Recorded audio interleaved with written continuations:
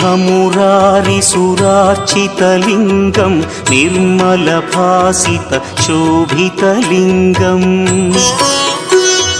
जन्मजदुःखविनाशकलिङ्गं तत्प्रणमामि सदा शिवलिङ्गम् देवमुनिप्रवरार्चितलिङ्गं कामदहन करुणाकरलिङ्गम्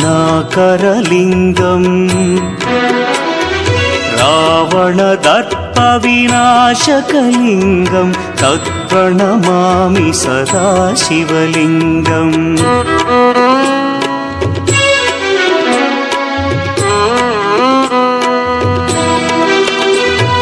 सर्वसुगन्धसुलेपितलिङ्गं बुद्धिविवर्धनकारणलिङ्गं सिद्धसुरासुरवन्दितलिङ्गं तत्प्रणमामि सदा शिवलिङ्गं कनकमहामणिभूषितलिङ्गं फणिपतिवेष्टितशोभितलिङ्गम् दक्षसुयज्ञविनाशनलिङ्गं तत्प्रणमामि सदा शिवलिङ्गम् कुङ्कुमचन्दनलेपितलिङ्गं पङ्कजहार सुशोभितलिङ्गम् सञ्चितपापविनाशनलिङ्गं तत्प्रणमामि सदा शिवलिङ्गम्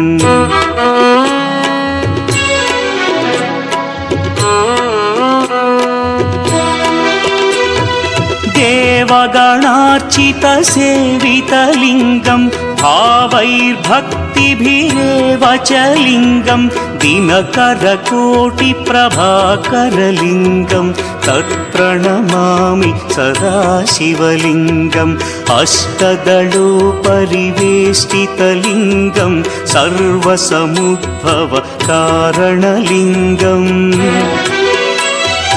अष्टदरिद्र्यविनाशनलिङ्गं तत्प्रणमामि सदा शिवलिङ्गम् सुरगुरुसुरवरपूजितलिङ्गं सुरवनपुष्पसदार्चितलिङ्गम् परमपदं परमात्मकलिङ्गं तत्प्रणमामि सदा शिवलिङ्गम् लिङ्गाष्टकमिदं पुण्यं यः पठेच्छिवसन्निधौ शिवलोकमवाप्नोति शिवेन सह मोदते।